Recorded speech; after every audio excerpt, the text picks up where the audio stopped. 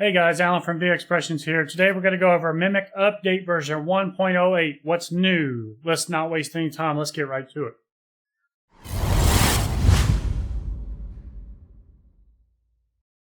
So at the time of this video, it is a couple weeks before release or around release. I'm not sure if I'll be able to release this before the actual update is put out, but it is currently called 1088. It might be 1089 by the time it actually is seen in the public. But we're going to go over what's brand new in it. And let's go ahead and get started by switching it on, booting it up, and see what's new. As far as boot up goes, I haven't seen any change in timing, no lag added or anything like that. I believe 107 had a black screen, so if you see a white screen at first, don't freak out. I honestly don't remember. I can't remember when the black screen existed. I know it was a while back. It may have been in the very beginning. So obviously, first thing you see when you boot it up is new top bar, new buttons across the top. And it might be confusing at first, but trust me, after using it for a day or two, you're going to absolutely love this. These new buttons at the top allow you to get anywhere you need to get real fast. With the old OS, the original OS, you always had to go like from mixer to home to edit to home to mixer. You had to jump back and forth between things constantly. And through this update, as features were added, I think that got even worse. I honestly can't remember. This is all melting together in my brain because so many changes have been implemented over the past couple of months. But this new layout at the top you're going to love it. Trust me, you're going to love it. And what's great about it is you can customize it yourself for your own setup. I have my own way of setting it up, which I will show you today. And then you can customize the way you like to set yours up. What I have found is the development team at Mimic like to work right to left for some reason. I prefer to work left to right as far as the buttons go only. I'm not talking about the rest of it, but just the buttons. So they gave us the option of doing what we want to do. So let's go ahead and see how we can do that.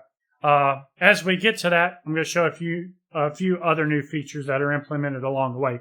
First one is lock screens. When you touch your settings button here, you'll see we have a lock screen. This also happens in your trigger page as well. So for settings, you just touch it, and then you have an unlock button you can touch to get into it. Now, the reason for this is just safety, and to make sure that you are 100% verified, you want to commit to some kind of change in here. I think this is actually a good add-on here, because if you're at a gig or something and you reach over to hit record or whatever it is, you want to quickly go into your mixer and change something. It's great that if you accidentally touch settings or trigger, you're not accidentally hitting things. You have to touch this unlock button to get into it. For example, if I click anywhere around here, nothing will happen. However, I can still go to anything in the top bar. I'll go ahead and unlock this, and we'll go to the user interface section. In the user interface section, we have a few new features. We have brightness and contrast. These are the settings I personally like that work great in bright areas and dark areas. It's a nice, rich screen now to me. It got rid of some of the background gradients that I don't like. That's just a personal preference. Nothing wrong with them. You also have a screensaver now. You can turn that on or off as you please. You can go up to an hour with it, or as down as low as 30-something seconds. I prefer to leave it around the default, which is roughly about 15 minutes. Again, you can turn it on and off as desired. When you exit, it'll save whatever you've changed there. And finally, we have the top bar setup. This is the default setup. As you can see, if I reset to default 1, nothing changes. This is the way it will boot up for you the very first time. It has a default 2, which I think actually Sergey put in there based on one of my drawings I sent him. And it's actually completely opposite of what I personally do, which I'll show you when we show the feature of setting it up yourself. Default 2 is a split up, and basically your most used things are on the right if you do a lot of modeling. Your least used things are on the left, except for your recorder is kind of out of the way over there. So that's nice, and I set mine up exactly opposite of that. So I'm going to show you how to do that now. So I want to move these buttons. I'm just going to start with my home button over here. I'm going to move it all the way to the left.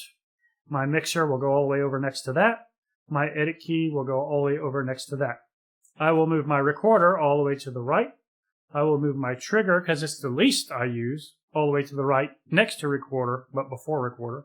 And then finally, settings, I'll move to the right as well. So as you can see here, I've completely flipped this. And this is the way I like to use it myself. If you'll be following me along in future, this series I'm going to have coming out about creating your own kits, which, by the way, I delayed that because of this update. There's a lot more features in here, and I didn't want to go making all those videos. I knew I'd have to remake them. So I delayed that series. I will be recording it pretty soon. If you want to follow me along in that, this is probably how my module will be set up. For today's video, I'm going to reset this to default just so that you can follow along with your update. However, when you hit exit, it will save your top bar just like you have it laid out here. So you can do anything you want, hit exit, save it. I'm going to reset, and then I'm going to exit. We'll go back to home. Now, while we're at the home page, I'm going to talk about a few changes in here. First of all, your auxiliary in is now digital. You should use a shielded cable to avoid ground hum, hiss, noise, any type of things like that. One of the reasons it went digital is so that we could be able to boost it. We could be able to mix what you hear is what you get into the recorder, and it can be routed up through your overall headphone volume. So that's a nice addition. It's very handy when it comes to recording, trust me on that. So just while I'm here real quick talking about volumes, I'll tell you how I like to start out my day. Is when I bring up a kit, because kits vary just a tiny bit, I'll bring up the kit to where I like it here. We'll just say right about there for my headphones, my personal taste. And then I will play my drumless track or whatever it is I'm playing with. I'll bring it up to where I need it. I usually find somewhere right in the middle, a little bit above, is good for me and my headphones. While we're on the home page, I will say that the internal player and the set list, I don't use these, but the internal player now supports MP3. It also supports looping, and you can now rewind with your finger.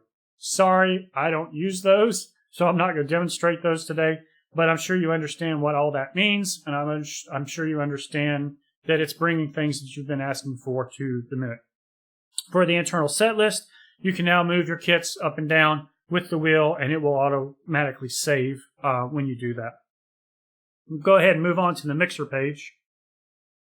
Sorry, I'm hunting around because I'm used to my other buttons already. First thing you'll see here is some default mixer settings. I will tell you now that VExpressions is moving to this default alignment so that we can just give our kits to our customers and they don't have to do any more mixer settings except the ones that they want to for their external gear, their headphones, what have you. This is the default setup. Some of the numbers have changed. I think actually only the overheads have changed like 1 decibel or something like that. But we decided we'd take the time to go ahead, update origins, and start our next pack based on these settings so that at any time you can set these default settings in a split second. How you do that? You go to Monitor and Settings. You'll have a new tab over here called Mixer Settings. Right in the middle here you have a Reset Headphone and Master Mixers. And you just select Yes. It'll set all those to default, which I no longer use my my mixers. I don't change them. I model everything within my instruments and effects and all that, and it's done. While we're here, I will say we now have the option of forcing our master out to mono. For those of you that send mono to your band, you no longer have to pan everything to the center. You can just use that, send a mono right directly to your front of house. And over here to the right, you have your headphone volume boost. For those of you that are using higher end impedance studio type speakers, headphones that are a little quieter, you now have a 6 dB boost. I think some of you will find this very helpful. I found it helpful with my Bose even. My Bose I usually had to turn up pretty high. Now I don't have to turn them up as high, or at least they sound better. They're working better overall. So that's a nice addition. Let's see, direct out, while we're here, mixer. You now have a direct out mixer. This is perfect for if you do send your direct outs to a front of house or studio or DAW or whatever. And when you pull up a kit, like a VExpression, right now you're looking at a master's default kit, and all these are going to be set to 0, basically because the default kits have no mic modeling really to speak of, so they're all default 0. However, with the VExpressions kits, we do a lot more mic modeling to create those environments and so forth. And so these will vary, but they'll automatically plug in from your instrument settings, so you don't have to do anything here. However, if you run direct outs to your band, to your engineer, sometimes he may be in the venue and says, hey, I need a little more of your bass drum because it's just not hot enough, or whatever. The venue's huge, whatever the case may be. This is where you can go just to boost it a little bit without messing with your master out that you may be using for your personal monitoring or your headphone out or your headphone mixer. You can do, so you basically have a separate adjustment for your direct out volumes. That's really nice to have because some of you will use that, I'm sure. Let me go into our instruments here, and we will talk about the layers. Layers now, to show this better, I'm going to go down to one of my kits, Studio Thick from our upcoming pack. Let that load. Layers are now moved to the side, out of the way, give you a little more working room so that we can keep our tabs at the bottom here. You can go directly to your tab and work for your layers. What I like about the layers on the side is when I go to Mod and I go to any of these 4 mics, whether it be the top, bottom, overhead, room, and each instrument's a little bit different, but it stays on the layer now. You don't have to worry about adjusting something and then going to another one and it jumped to layer 2 or what have you. Now it stays on the layer. If you want to move to layer 2 and you want to use those different things, you still can, and it sticks to layer 2. At the same time, you want to ask, what is Link Edit? Link Edit just allows you to quickly go in when you're modeling something from scratch, or mixing something from scratch, and you can go ahead and set your ASR, your attack, sustain, or release, even your tuning, to a general number that you like right off the top to get the sound you want. Then you can unlink and then tweak. That's really handy, actually. I'm not going to show a demonstration of that today. I will probably be doing that, will be doing that in one of the videos where I show you how to build your own kits. We have in our cymbals now, we have a swell. I'll be honest, with the roll-ins, I didn't feel there was a need for this. I will say that it does soften some of the roll. It does soften some of the initial impacts. So it does work. I just didn't feel there was a need for it. I think what you're going to find here is it works really well with probably other brands, ATV or whatnot. So if you have some of those, I use all Roland, but if you have one of the other brands that you find this works really well with and you have suggestions for people, please leave it in the comments below. Let's move on to our edit kit page. And there's going to be some favorites here. You can now save instruments. So just for an example here, I'm going to pick my snare, layer 1, and I'm going to save this instrument. So basically we're pretending I have modeled, mic, mixed, processed everything, a snare that I really like. And we'll say that it's a Dick Ludwig. I'm going to name it ZZZ, or it's a ZZ Top snare. I'll go to Save Instrument. I'll choose Yes, and I'll give it a name. In this case, I'll just call it ZZZZ Snare. Oops. SN is snare. Ah, that's good. That's just fun. Enter. Now it's going to ask you if you want to save both layers. Of course, if you've done 2 layers, you want to. If there isn't a second layer, it won't ask you this. If you say no, then it will just save the layer you are on. So if you choose the second layer by accident and you start to save, it'll probably still ask you about both layers. So this is just some extra option here where you can save just the first layer, the second layer, or both layers together.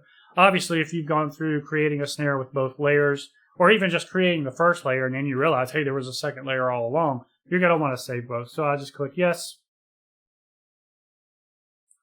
It will save it. Takes a few seconds. And now if I go into Load Instrument and I scroll to the right, by the way, it saves all your custom instruments at the end. And I go to the right, I'll see my ZZZ snare here, and I can load it. Just hit Save and Exit. There's a little bit of logical buttonry down here now. Now you know that you're saving and exiting. But what's great is you can cancel without committing like in the past. In the past, when you went in and changed an instrument, you would be stuck. Now you can hit cancel and it will revert back to the instrument that's already there. That's great. And finally, you can delete an instrument preset. I'm going to go ahead and delete it while we're here. I'll hit that. It'll ask me to verify. And I'll select Yes. Takes a few seconds. It'll delete it. It won't choose anything until you do. If you hit cancel, guess what? It will keep the snare that you had there all along.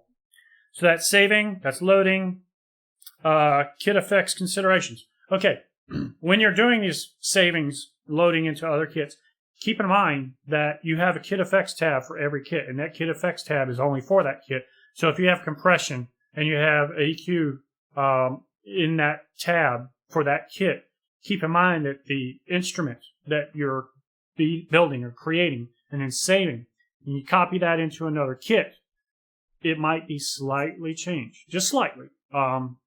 Basically, you'll be able to tell the difference of a second compression on the snare, second compression on the bass drum, cymbals, what have you, anything. Just keep that in mind. I just wanted to throw that in there as a reminder. With and without settings, what I didn't show you is if I load, if you choose to load, we'll just pick this one here. If you choose to load a custom-made kit, or a custom-made instrument, it's not going to allow you to change the settings. However, if I go back and I just want to try some different instruments on that layer 1, I choose this. You'll see I now have an option of keeping the instrument settings that I have already currently or not. Actually, I think I said that backwards. I think that's keep instrument settings for the one you're copying in. So if I turn that off, it'll keep the settings that I already have. So that's a nice little addition too. You'll have to play with those. It's hard to really describe what that'll do without going into exact examples of all the miking, all the reverb, all the compression, all that stuff. It's hard to go into that and kind of explain it. You'll have to just experiment with that to truly see it. Again, you cancel out, nothing will be changed. It'll revert back. Showed you how to delete instruments. We'll go to our settings page next. And we will go to files. And basically all here that's new is you can save those instruments you save. You can export, those instruments you save into a folder just like your kits. You can import an entire folder or archive, if you will. And you can import single instruments. I'm not going to show you that because I think most of you have done that with your kits. So that's not a big deal. You just go to your USB. You double click for the folder. If you want to do an import of a single thing, you go select it and import it. That one's pretty straightforward, so I'm not going to demonstrate that. Let's see. I went over that. Trigger page. Trigger page is also locked, obviously. Again, anywhere you touch, until you hit that button, it's not going to work. Once you hit that button, you'll see all your typical trigger settings as usual. I'm going to, for this demonstration, go to my snare and go to velocity curves. Our velocity curves now have some options you can choose. There are a bunch of presets up to right here, high, mid, whatever. I created these two called push pianissimo and push tom. So I like on my snare to use a nice level linear curve, simply because I'm a very dynamic player and I want that. But if I want to push my pianissimo up a little bit, then I just have this one that I created. This is actually the one I use on my hi-hat because I find the hi-hat really gets lost sometimes. So it pushes my pianissimo. For my snare, I actually like to use the linear. For my toms, you'll see both those two bottom blues bump up a little bit. I created one called push tom. Now, as you see, it's on a selected preset that I created, so I can delete it at any time. Same thing goes for the push P. I can delete that as well. Let me go ahead and put that back. And the dynamics, this is all personal, by the way. And you can change this as you wish. If I create something new, like that, I can save it and give it a new name. So that's that. It's that simple. I'm on a tom, right? Yep. And I'll leave that back where it was, and we'll get out of that. There is a hi-hat denoise improvement. Basically what that is extra noise that comes from your hi-hat. I get that from time to time from contact to my bass drum pedal, my rack, and so forth, where you get that little metallic tinging. Sounds like the cymbals hitting each other. That's been improved. I still have an issue, but that's personal. For those of you that get that from maybe it being mounted a certain way or touching something, you'll see less of that now. It's much better. There is a new support for piezo switch. For rides, I think that's the ATV or Surge or both, or there's a few cymbals out there that use a different triggering. That will now be supported, so you can now not have to worry about hunting down those cymbals that work. And finally, on the recorder page, you'll see we have colored buttons, and they are in a logical order now. You now have play before record. You now have nice big bold colors so you can see what's going on without having to read real fast. What's great is when you start recording, it lights up and you can tell it's going. Another great thing about recording is you mess up and you stop it. You don't have to clear it. I'll go ahead and clear it. We can still do all that. That's wonderful. Start recording, you mess up again. Guess what? Let's skip the clearing this time. Let's just rewind our song on YouTube while we hit record again, and it will ask us to confirm if we want to overwrite or not. If you wanted to keep that tape, you just hit no and export it to your USB. However, if I messed up and I want to record my song or rewind my song and re-record, I usually just hit the record again, rewind my song, wait for those clicks, and then hit yes, and it's recording again. That's wonderful, and it's such a time saver, believe me. So, and then obviously when you play, it shows you as well that it's playing. It's green. I mean, it's not like you can miss this big white bar here, but it's nice to just see these colors pop out at you while you're doing all this. That's it for the recorder. Last thing I've got to say is that you have an auto normalize now. So for you guys who like to make YouTube videos, you record on your GoPros or whatever, your phone, but you do like to stick it together in another program. I use Premiere. You can export your USB, or you export to your USB. You're recording straight from here. Line it up in Premiere or whatever you use. It's already normalized. You don't have to do anything else. I will tell you that the normalization is not to 0 every single time. Sometimes it comes under about a half a decibel, 0.5, and then as low as, I'd say 1.5 to 2. I've seen it vary. And I think that's basically dependent on your settings, your volume settings for your overall, your kit volume, headphone volume, and your auxiliary in. I think based on those two, that will fluctuate a little bit, but that's fine because it's not really noticeable. But the point is, it keeps you under the 0, and it'll keep all your viewers very happy. That's it. I've covered everything. I will show you real quick one last time, now that we're done, how I set up my user interface top bar so that you can do this right now if you want to follow me in future videos. I take my home all the way to the left. I take my mixer all the way to the left. I take my edit kit all the way to the left. So I have my most used, me personally, on the left. The reason I do this is because I like to rest my hand over here and not reach across the screen. I find that reaching across the screen, I touch sometimes, and I'll be hitting things I don't want to hit. So this is why I set it up backwards from his default too. And then I put my recorder on the far right, trigger, and settings. They're already right. So that's how I set it up because I use the first 3 on the left most. Settings I use daily when I do backups. Trigger I hardly ever touch, but record I use daily.